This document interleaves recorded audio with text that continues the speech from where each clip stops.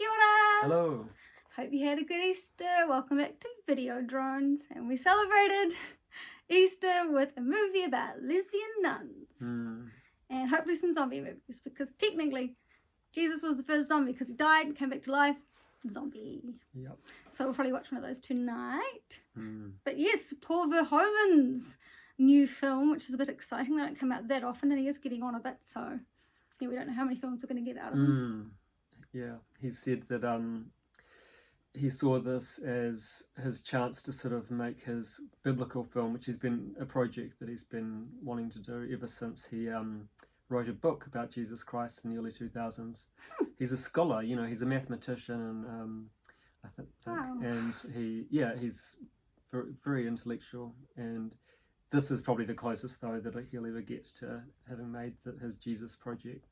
You know, it is still a biblical film in a lot of ways. We'll go back, we'll talk about his other films after we've reviewed Benedetta, because we're big fans. We think he's amazing, and despite what people seem to think that he's just sort of quite a schlocky kind of, just does things to shock people. He's so much more than that. So much more than that, and he's such a humanist, and I think he's very much a feminist. He just has a really different way of exploring things, and of course coming from his native land, he's Dutch, and when he came to Hollywood he actually found the way that they depict violence and sex quite disturbing.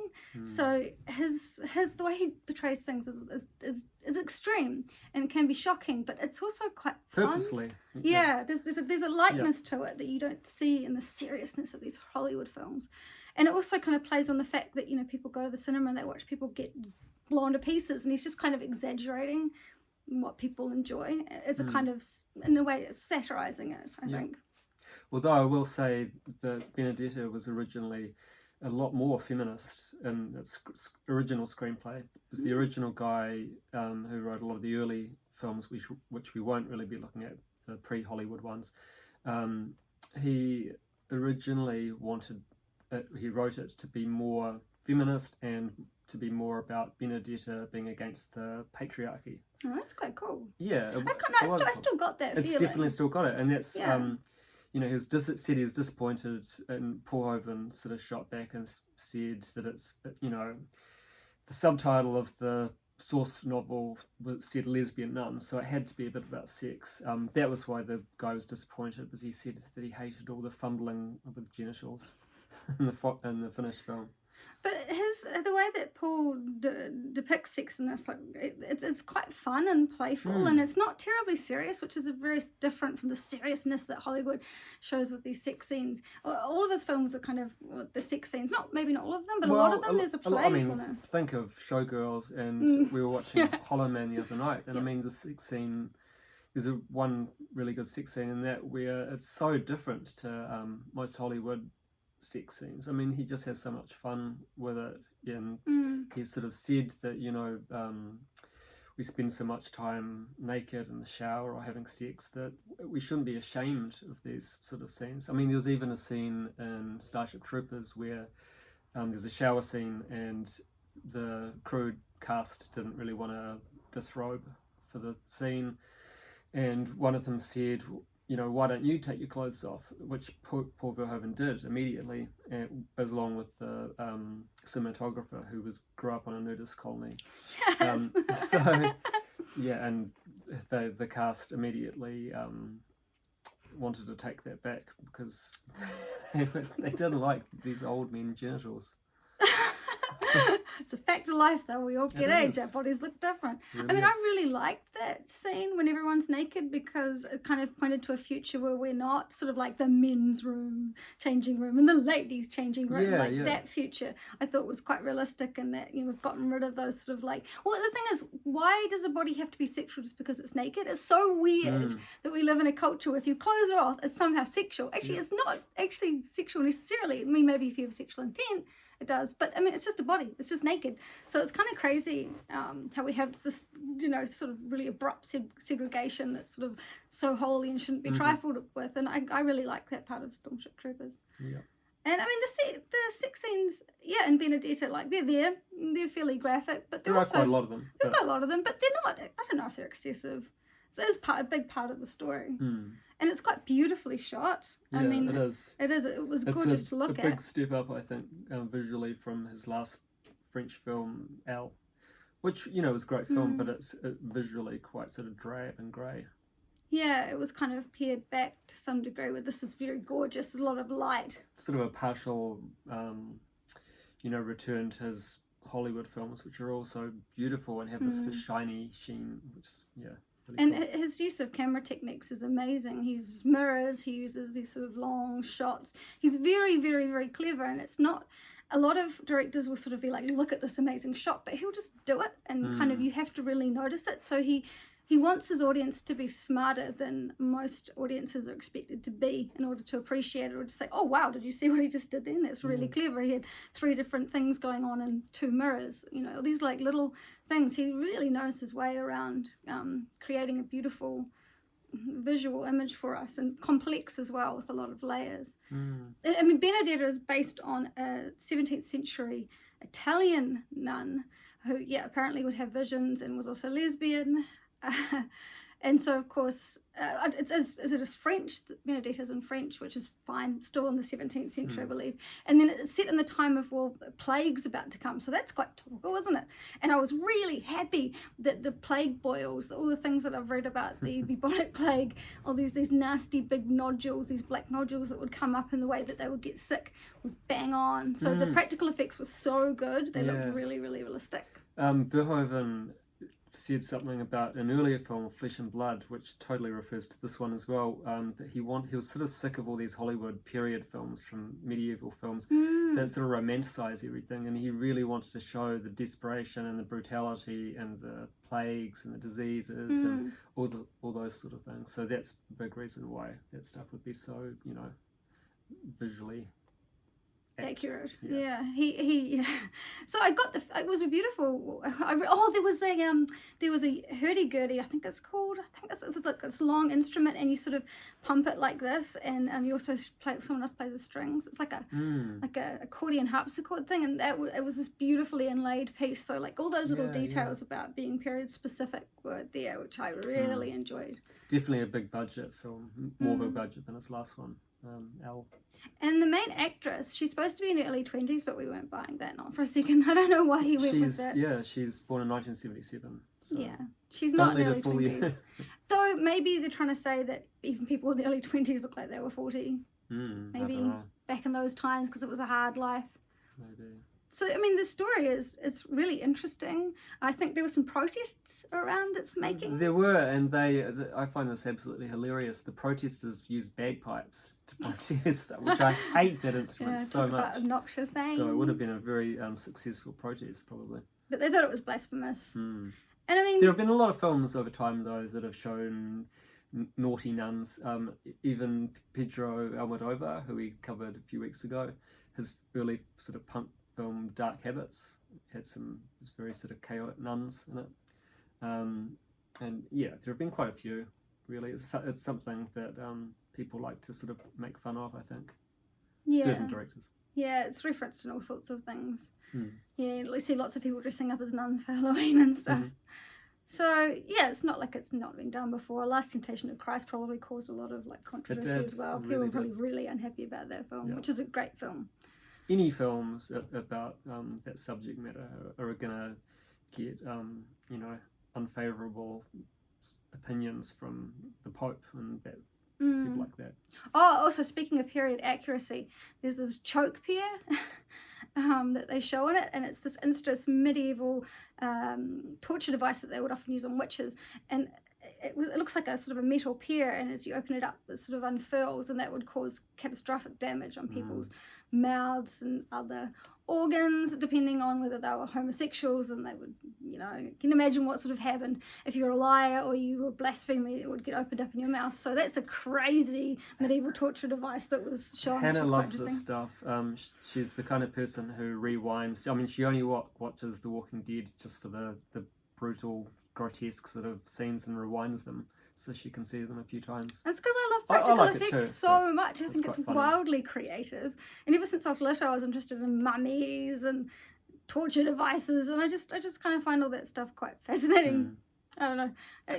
Speaking of injuries and things like that, I actually was in hospital quite recently for my own sort of grotesque stomach blockage. And Paul Verhoeven was, he had got a hip injury from walking so much on the hills and locations in this film. So luckily he got through the shoot, but after the shoot he had to go to get on pain medication, which caused an intestinal obstruction, which was sort of similar to my thing, which ended up in a sort of a life-threatening colon perforation, which is sort of similar to a... You came close to that. Another thing, I know. You could have had all sorts, it was pretty touch and go there for a while. So his editor, actually, while he was in hospital, his wife called the ambulance and insisted that he go, but his editor sort of edited the film for him, and then when Verhoeven got out, he sort of finished it off with him.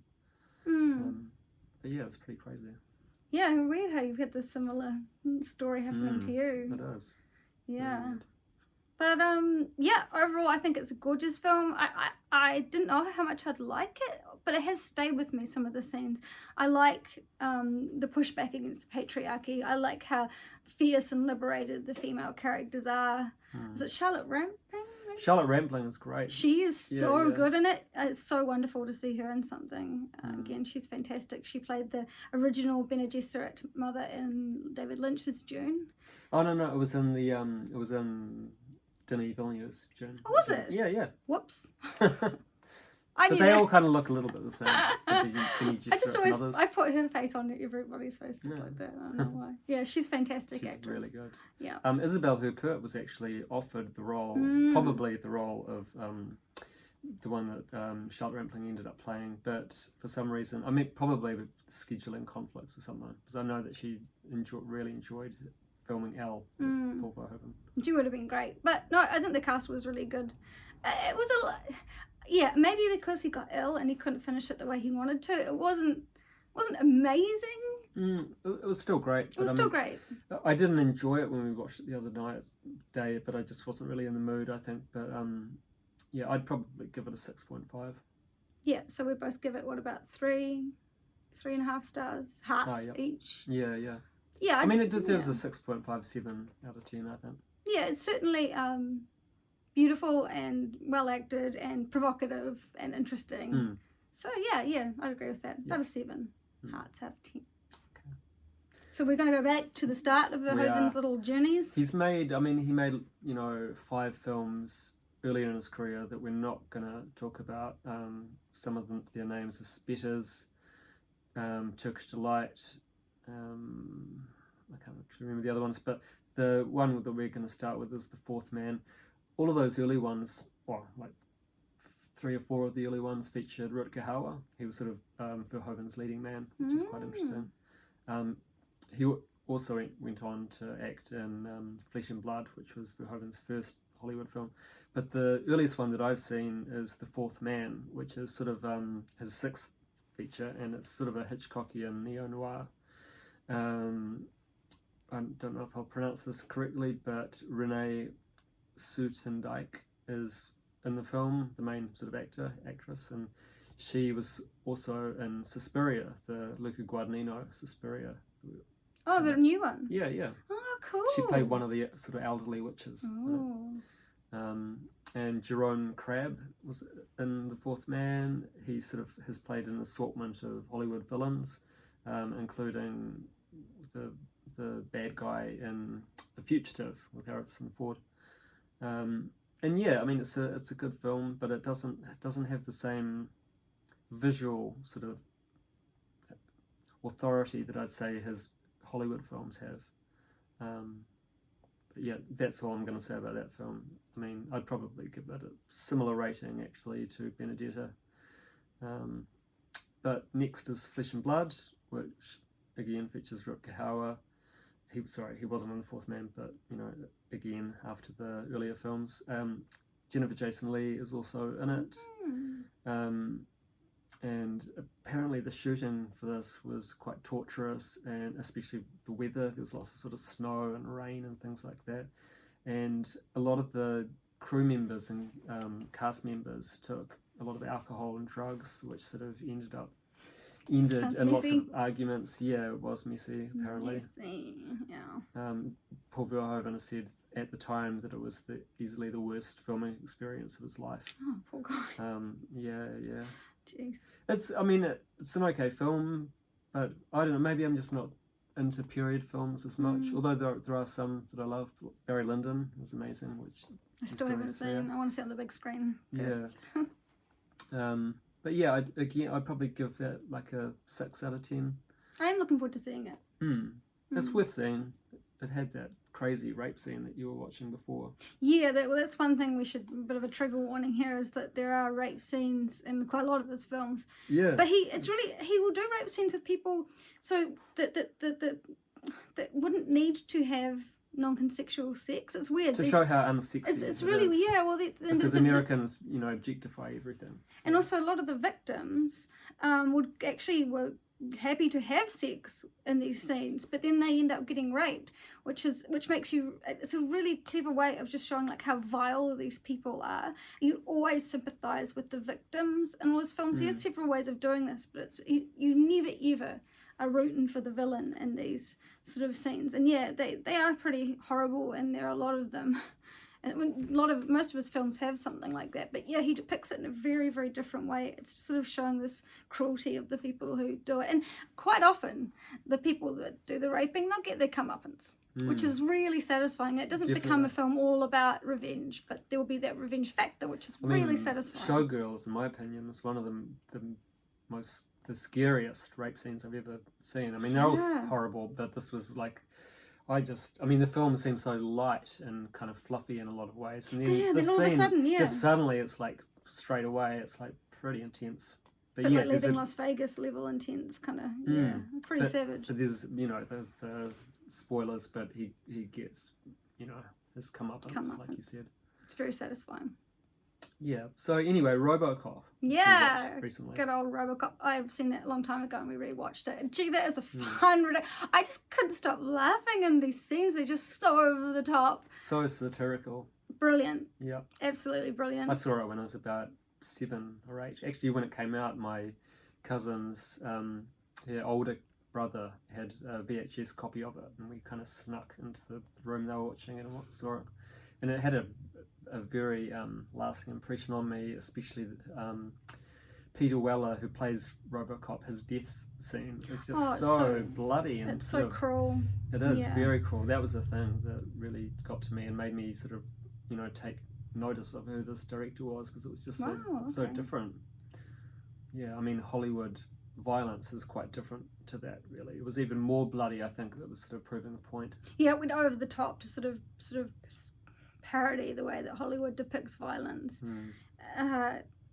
But yeah, great practical effects, great robot stuff going on, and very humanist story at heart. But it's also very much against capitalism. It's against, all the money that gets put into the military for sadistic, horrible sort of instruments of murder and mayhem. It's definitely got a strong message. And yeah, that main actor, he's also in Naked Lunch, and I really like him as an actor. He's fantastic, and he plays it very realistically. You don't feel like he's hamming it up at all. No. So there's a certain seriousness for the message of the film. There's only so much acting he can do with his face, but it's sort of hidden. But he's great. He was great in Screamers as well, sort of Canadian horror film, and he's been in a few sort of B movies like Leviathan, which you saw recently, that underwater film with all the creature effects by the Mandy director's dad. Some of them are pretty awesome, but that end monster is not so good. With Robocop, so many Hollywood directors were offered the chance to direct and all turned it down, so probably thought it was going to be very schlocky. But Paul Verhoeven's wife, actually, after he was offered the screenplay, she read it after he kind of dismissed it, and she noticed the sort of satirical pastiche elements in it and the political elements, which she thought would appeal to Verhoeven, so she kind of insisted that he read it, and he did, and that's how he ended up doing it.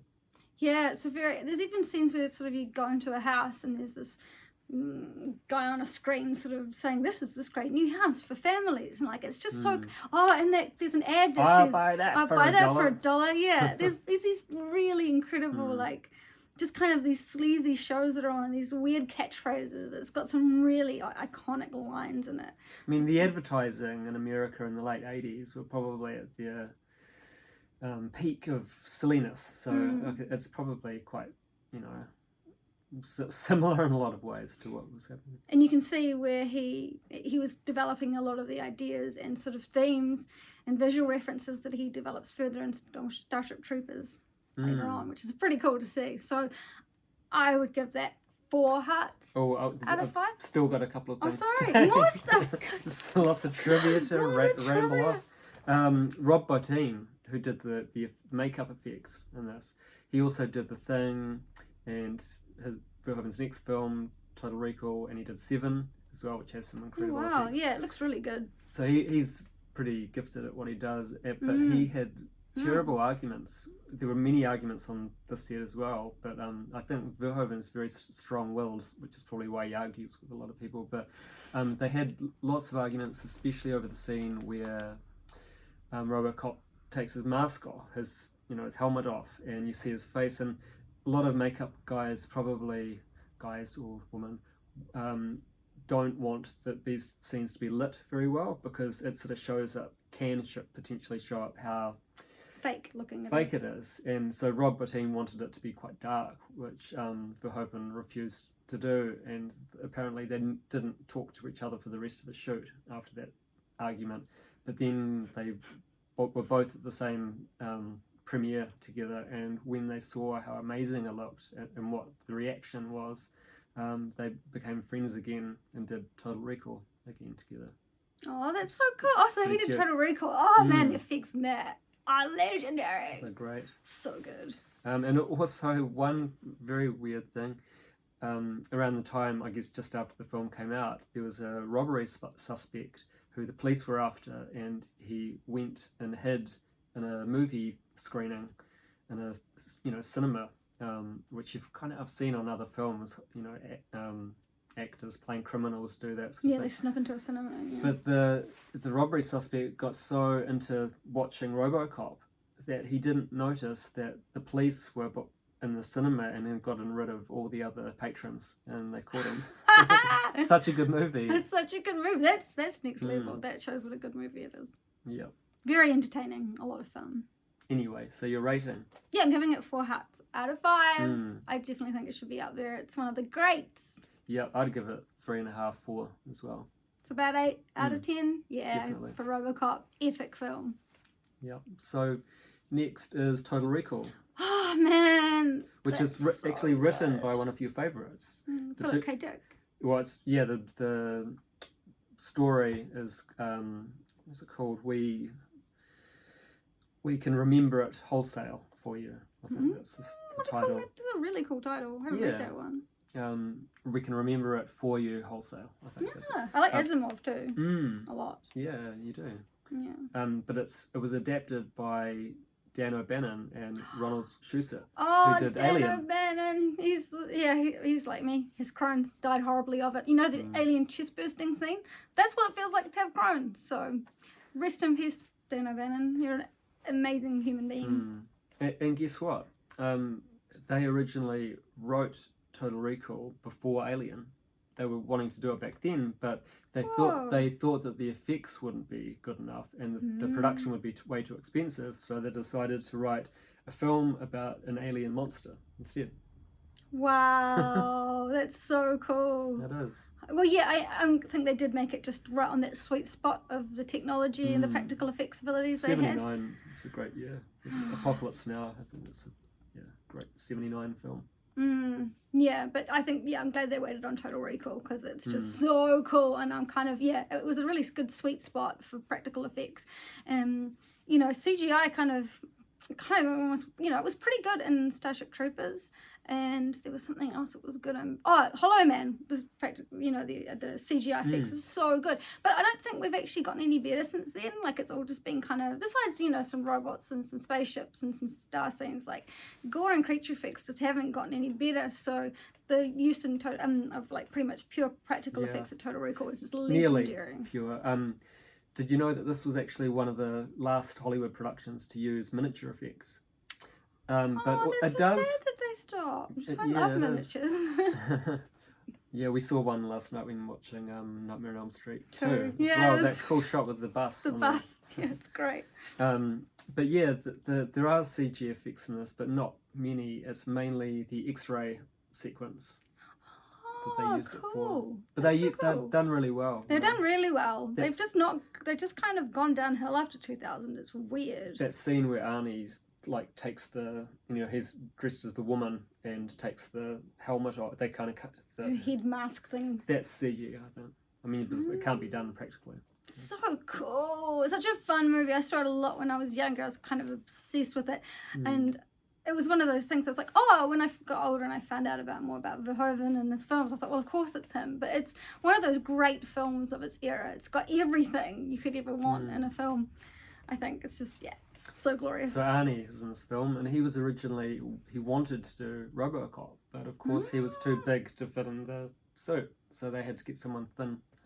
Yeah. And think it poor works. Peter Weller, he was so thin anyway, that he was losing so much water from sweating that he was losing like 3 lb like every hour or something.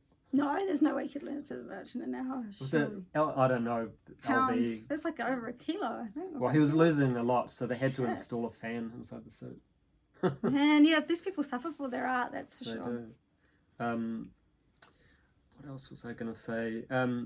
Yeah, Arnie kept noticing Michael Ironside, who's in the film, that he was on the phone between every take, and he asked him why he was on the phone, and he said that his sister has cancer, so he was ringing to check and see how she was.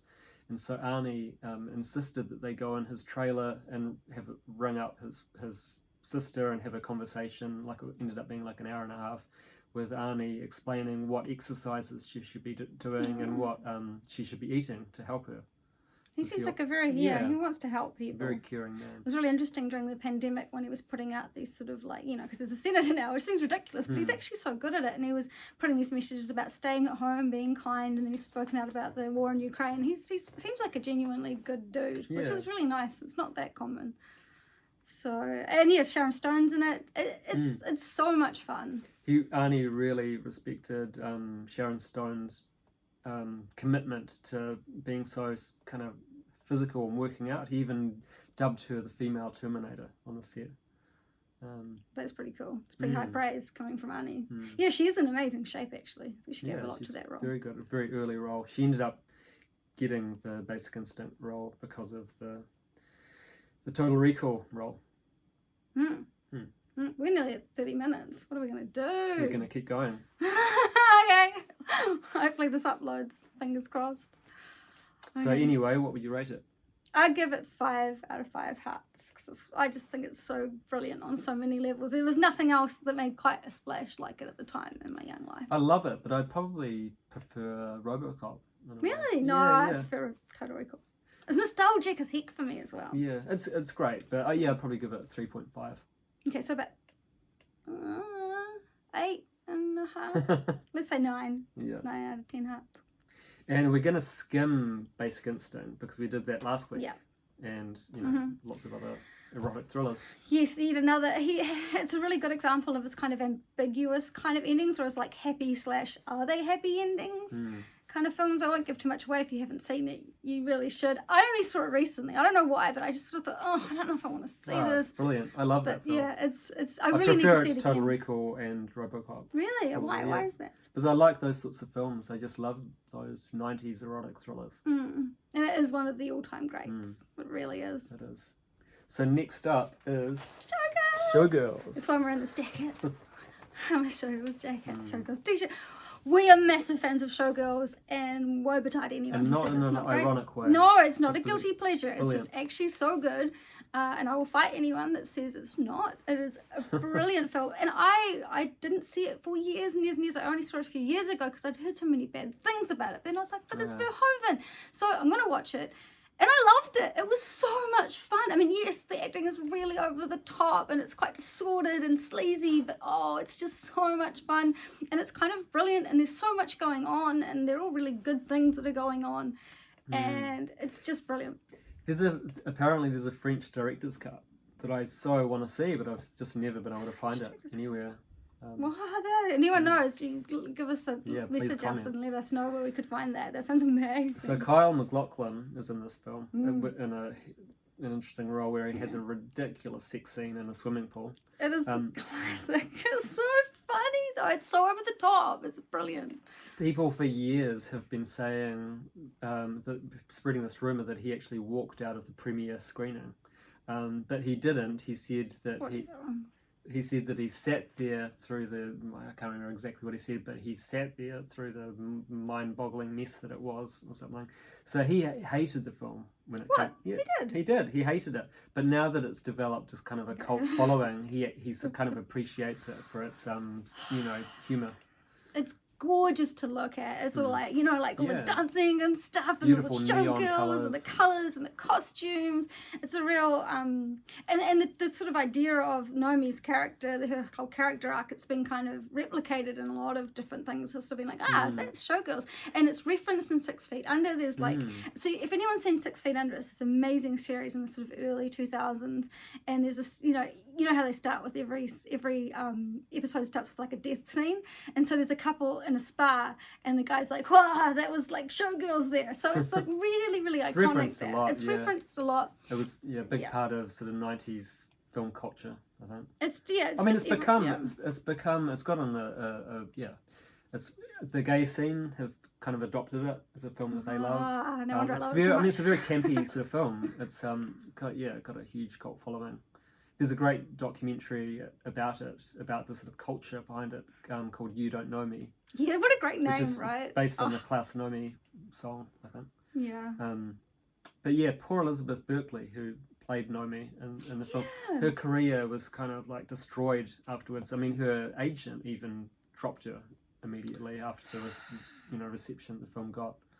I guess it was just really ahead of its time and too smart for a lot of people. It's like Starship Troopers when they're like, oh, this is just some dumb bug movie. It's like, no, this is a brilliant satire. This is so deep and clever. Any kid can sort of see that. I don't know. I wouldn't call it that clever. I mean, it's a satire, but I love how dumb it is. And I think Verhoeven, you can see in a lot of his other characters and stuff, there's a lot of dumbness in his films. But yeah, it's an intentional It's thing. clever as in how it's like picking apart the way that Las Vegas and Hollywood kind of work, how it is just a glorified form of prostitution. Yeah, and it does, it kind of definitely. hides that under a dumbness.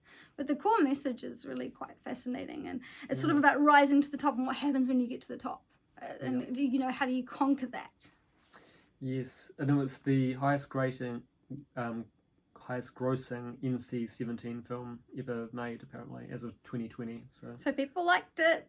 Yeah, I don't know if it made its money back, but still, it's the highest grossing NC-17 film. And this, weirdly, Steven Spielberg requested a copy of the film after it came out to watch at home, and I find this a very funny bit of trivia. There's a quote from him where he said, "Sometimes I hate this town," after watching it. Wow. Which is great, because I hate So Spielberg. great. I hate his films. Actually, he got it. I mean, That's good. Jaws and Jewel are alright. Jewel's great. Yeah. But the other ones, and I just really don't like them. Yeah, he's so cheesy. But we'll both probably have to give it 5 out of 5 hearts. Yeah, I'd probably give it 4.5 or something. It's not a perfect 10 out of 10, but... You're so fussy. Oh, wow, it's a lot of fun. Don't get offended by anything and just go on and enjoy it. It's great. Mid-90s film. It's written by Joe Esterhaas, who also wrote Basic Instinct, and he had a real talent for winding people up with his scripts and his sort of provocative sexual, things that he wrote in his films. But yeah, he's interesting as well. We could do a whole another video on him, I think. We think we'll have to sometime, won't we? But next up is Starship Troopers. So good. Which we both love. I mean, those two are probably my favourite Paul Verhoeven films. Certainly the most fun. I mean, it's so clever. It's about this really good-looking group of college kids who sort of like decide to go off to war, and they're fighting against this enemy, which are these bugs, and it's got these really clever like ads in it, and you're basically being recruited as an audience member. It's like, do you want to know more? And you push the button.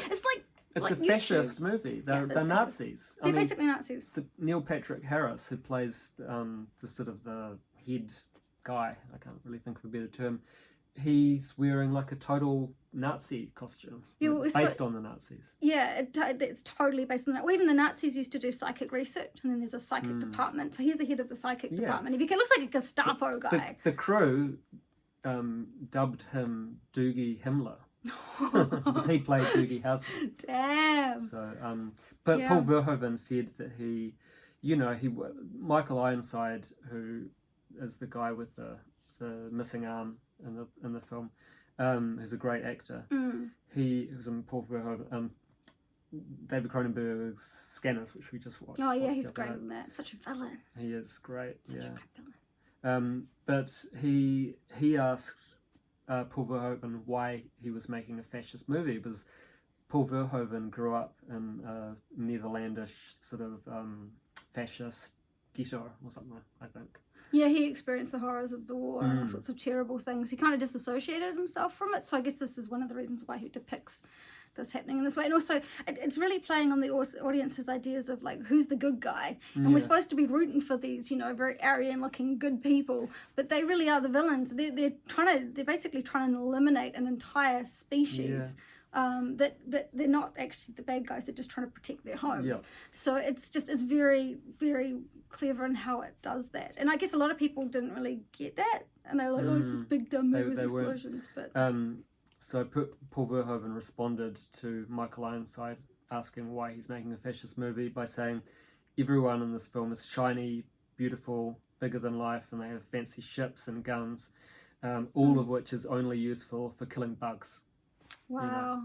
It's very much an analogy of like man versus nature as well. Because the bugs are very, they don't have these weapons. They're just everything. They're very organic creatures. And saying how ridiculous violence is, again, which is something that comes up in all of his films. And how we destroy the environment. We treat it like it's this alien. Or it also could be an example of how humans kill other races and how they sort of behave in general. So it's one of those films that's just so much fun, but it's also got this really deep message, which is quite devastating.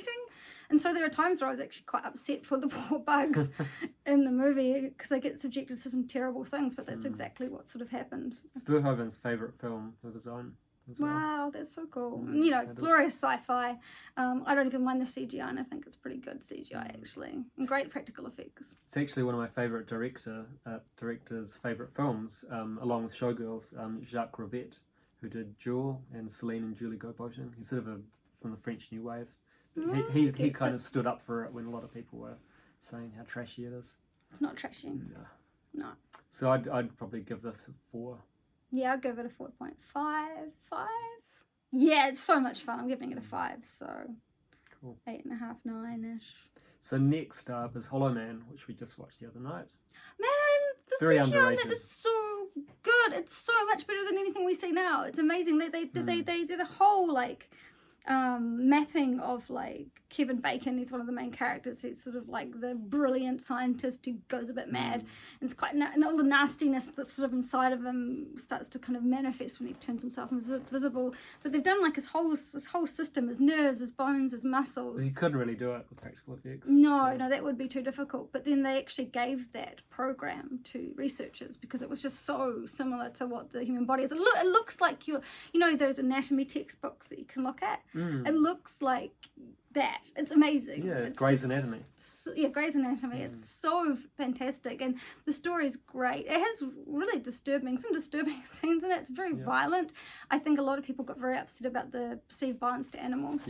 I mean that's pretty brutal. But I mean that would be for some people who can handle sex and violence, but not towards animals. In that respect, it might be quite a hard film to watch. But I know it's very fake, so I don't doesn't really bother me too much. I know, and like the gorilla, for example, was played by a guy named Tom Woodruff Jr. So even the animals are played by actors. Well, not dogs, obviously, but but this guy also played one of the aliens in Aliens to Alien Resurrection. Oh, that's so cool. Yeah. It's very, very, very good practical effects too. Yeah. And it's a great story. The story itself is really good. And it's that sort of pressure from the government to produce something that could be weaponized and sort of all the things, all the sort of, he sort of similar themes to Robocop in that respect, about what the government's sort of pushing for, and kind of the monsters that it creates when you're trying to push past and do things faster than they should be. It's sort of ignoring the normal scientific process, that arrogance that comes about with these inventors. So there's that subtext, but it's also like a really fun, well-paced, bloody, brutal, but fun kind of film. But unfortunately, it signalled the end of Verhoeven's Hollywood run. And I think that was probably mainly because he was personally dissatisfied with the film. It didn't turn out the way he wanted it to, which is a real pity. It is a pity. Yeah, he mainly took it for money, to make it for money, which is something I guess he, regrets doing. Yeah, I think it's a great film. I think it's a great film. It's not as good as the previous ones, but it's still very good. Yeah, it's still a lot of fun. I'd give it like a 3.5. Yeah, I'd give it a 3.5, so 7 out of 10 hearts.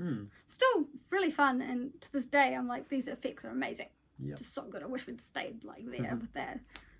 And then... So after this is Black Book, which is sort of his war movie, Nazi film. Haven't seen that one myself. I've only seen it once many years ago, so I'm not really going to focus on it today. And then he made a film called Tricked, which is sort of a dramedy and a crowdfunded film, which was quite interesting as well, which is kind of crazy that, Verhoeven couldn't make a film without doing that. But after that, he did Elle, which is the last film we're going to talk about. And I just watched that for the first time. Whoa, that's an interesting film. Isabelle Huppert is so good. I fell in love with her the second I saw her in I Heart Huckabee. She's this amazing philosopher.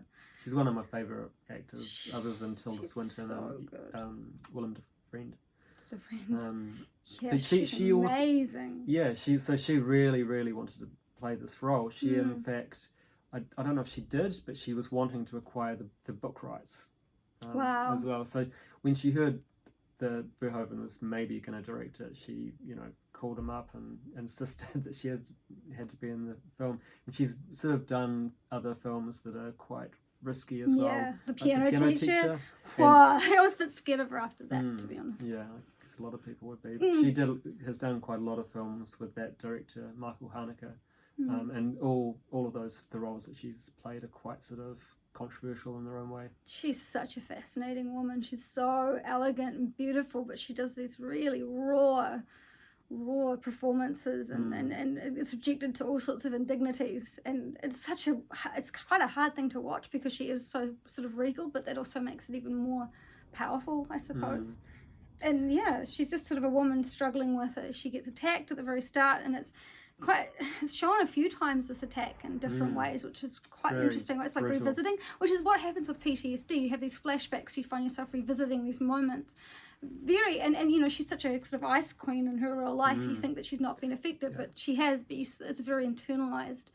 And then there's all sorts of stuff going on there with her son and her son's crazy girlfriend, and it's actually very, very funny sometimes, like so funny. There's the extremes in Verhoeven's films, they're so funny, but they're so violent as well, and it's funny but serious. I love that. Originally he wanted this film to be an American production, and the role was offered to Nicole Kidman and Julianne Moore and who else? Sharon Stone. But they apparently all turned it down. But Nicole Kidman has disputed this, and she said if she was offered the role, she definitely would have taken it. Well, it's kind of similar to what she went through in Dogville, I suppose. And I know she really struggled with that, but I think she was so happy with the overall result. No, she's a very brave actor. She Nicole Kidman's great roles. A lot of respect for her. But I'm so glad Hooper was selected this role, because I can't imagine anybody else. She's so good. So definitely one to miss if you can't handle sort of sexual violence, because it's one of the more extreme ones. But once again, there's these wonderful themes of kind of like overcoming the trauma and revenge and so many interesting little threads sort of strewn about. That it's a really fascinating film. And there's another thing that Verhoeven does. With the rape themes, he will often have the woman kind of like twisting it, like by kind of embracing the rape and pretending like they like That's why it was controversial. That would have been really, but it's actually really clever because it turns off the attacker, because the attacker's looking to make a woman feel scared and powerless. That's what he's trying to get, just as much as any sort of sexual. He did it motive. in Flesh and Blood with Apparently Rocky he did, yeah. I haven't seen it, but yeah, I heard about that, and I thought that's actually a really interesting thing that no one else has ever touched with a 10-foot barge pole. But it's really interesting that the victim potentially has a kind of a power with how they respond to the attack, and that was really interesting to see that investigated in a film. Yeah, it was very challenging, but really, I mean, I appreciate the things that he brings up and the way that he brings them up, and the different aspects he brings to things that we've seen a million times, but they're just far more nuanced when he gets into it. Verhoeven actually learned French to make this film. Yeah, he did. He's an amazing man. We got a lot of love for Verhoeven. I'd probably give this a 3 out of 5. Yeah, I think I'd give it a 4 to make it a 7 out of 10. Yeah, I think 7's a good. I think it's a good to settle on that one. So that's the end of our video. Verhoeven Fest. So, let us know which is your favourite one, which ones haven't you seen that you're going to see now that you have to see. Just let us know. And please watch Showgirls. Please watch Showgirls. And just watch it with an open mind. Treat it as fun. Don't try to, get all nitty gritty. Just enjoy that film because it is a delightful film. Yeah, and we'll see you next week. Bye. Bye. Bye.